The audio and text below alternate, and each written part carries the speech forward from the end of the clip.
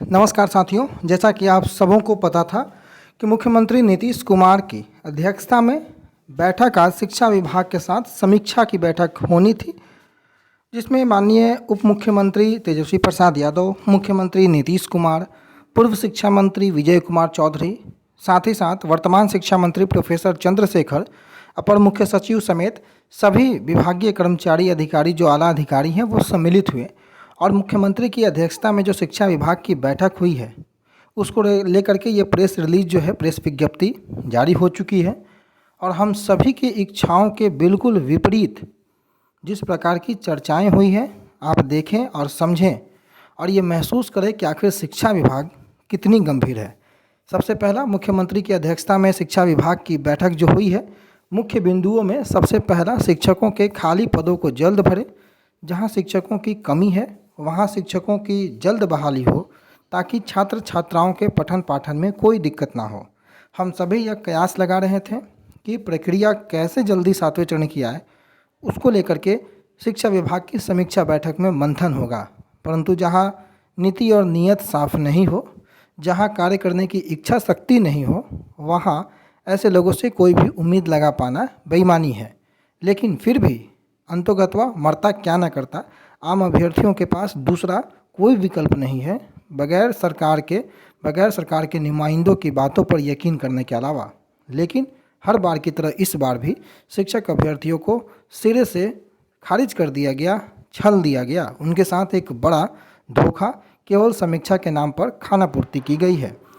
किसी भी प्रकार की बहाली सीटों को लेकर के जो चर्चाएं हैं वो प्रेस विज्ञप्ति में नहीं की गई हैं। हालांकि चर्चा का ये केंद्र बिंदु जरूर था, शिक्षकों की 7वें चरण की बहाली, नियमावली या अन्य जो रिक्त पड़े पद हैं और उनको रिकैलकुलेशन को लेकर के बातें हुई हैं।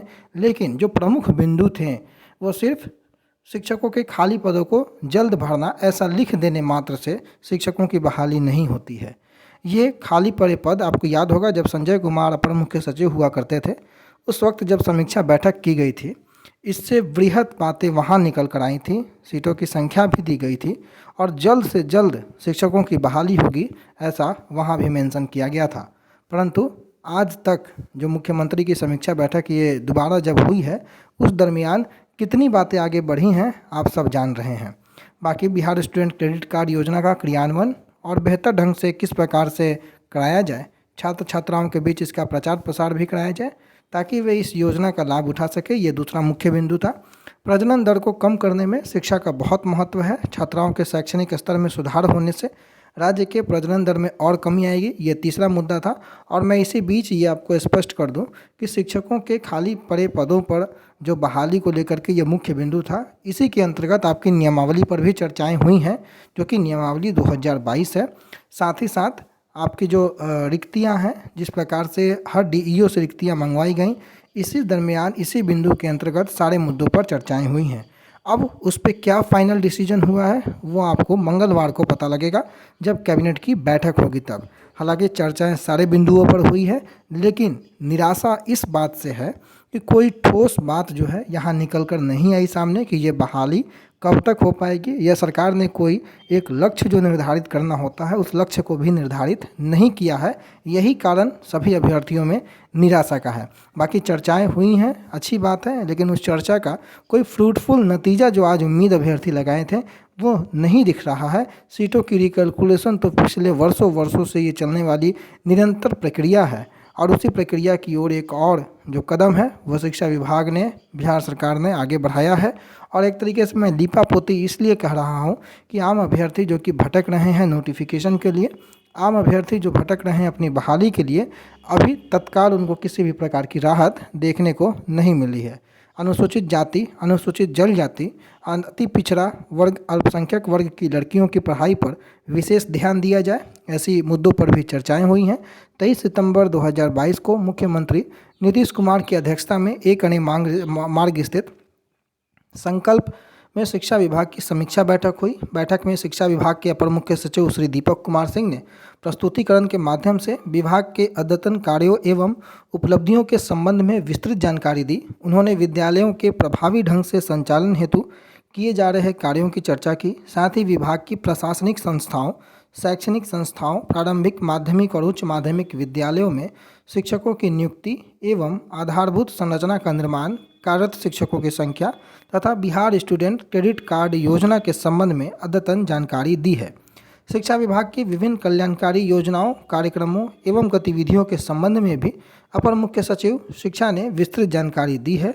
समीक्षा के दौरान मुख्यमंत्री ने कहा कि शिक्षा के क्षेत्र में कई कदम उठाए गए हैं। बड़ी संख्या में प्राथमिक विद्यालयों एवं मध्य विद्यालयों की स्थापना की गई है, परंतु दुर्भाग्य से मुख्यमंत्री महोदय ये कहना भूल गए कि उनके द्वारा स्थापित किए गए प्राथमिक, मध्य और माध्यमिक और उच्च माध्यमिक विद्यालयों में शिक्षकों की संख्या बिल्कुल नगण्य है।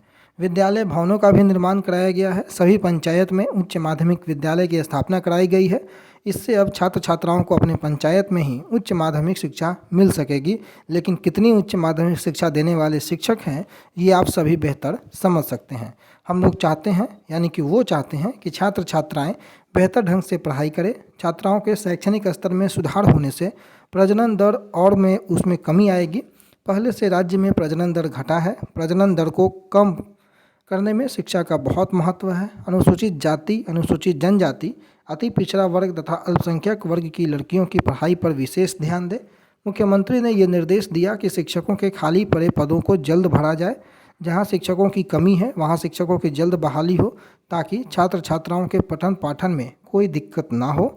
राज्य के सभी सरकारी माध्यमिक एवं उच्च माध्यमिक विद्यालय शुरू की गई हैं। उन्नयन बिहार कार्यक्रम का क्रियान्वयन ठीक ढंग से कराते रहें, ताकि छात्र छात्राएं इसका लाभ उठा सकें। 7 निश्चय योजना के अंतर्गत बिहार स्टूडेंट क्रेडिट कार्ड योजना की शुरुआत की गई, ताकि छात्र छात्राओं को आगे पढ़ने और पढ़ाई करने में किसी प्रकार की दिक्कत ना हो। इस योजना का क्रियान्वयन बेहतर ढंग से कराया जाए और छात्र छात्राओं के बीच इसका प्रचार प्रसार भी कराया जाए। और जो वर्तमान वित्तीय वर्ष में राज्य को दी जाने वाली केंद्रांश की राशि है, अभी तक नहीं दी गई है। इसको लेकर मुख्यमंत्री ने अधिकारियों को निर्देश दिया कि इस संदर्भ में केंद्र सरकार को पुनः पत्र लिखा जाए। मुख्यमंत्री ने यह भी कहा कि सरकारी स्कूलों में पठन पाठन के दौरान राष्ट्रपिता महात्मा गांधी और मौलाना अबुल कलाम आज़ाद के जीवन, वृत्त, सिद्धांतों एवं उनके विचारों के बारे में बताया जाता है। इसका उद्देश्य है कि नई पीढ़ी के बच्चे बच्चियाँ अपने महापुरुषों और देश की आज़ादी के बारे में ठीक ढंग से जान सकें। बैठक में उप मुख्यमंत्री तेजस्वी प्रसाद यादव, वित्त मंत्री श्री विजय कुमार चौधरी, शिक्षा मंत्री श्री चंद्रशेखर, मुख्यमंत्री के प्रधान सचिव श्री दीपक कुमार, मुख्य सचिव श्री आमिर सुबहानी, मुख्यमंत्री के प्रधान सचिव डॉक्टर एस सिद्धार्थ, शिक्षा विभाग के अपर मुख्य सचिव श्री दीपक कुमार सिंह, मुख्यमंत्री के सचिव श्री अनुपम कुमार, शिक्षा विभाग के सचिव श्री असंगवा चुबायो, निदेशक माध्यमिक श्री मनोज कुमार, निदेशक प्राथमिक श्री रवि प्रकाश, निदेशक SCERT श्री सज्जन आर, विशेष सचिव सह निदेशक माध्यमिक भोजन योजना श्री सतीश चंद्र झा सहित अन्य वरीय पदाधिकारी भी उपस्थित थे।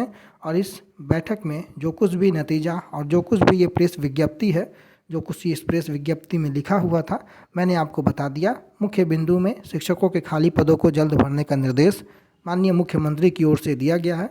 बाकी विभागीय स्तर पर जो कार्रवाइयाँ चल रही हैं, देखना होगा कि अब वो कब सामने आती है। धन्यवाद।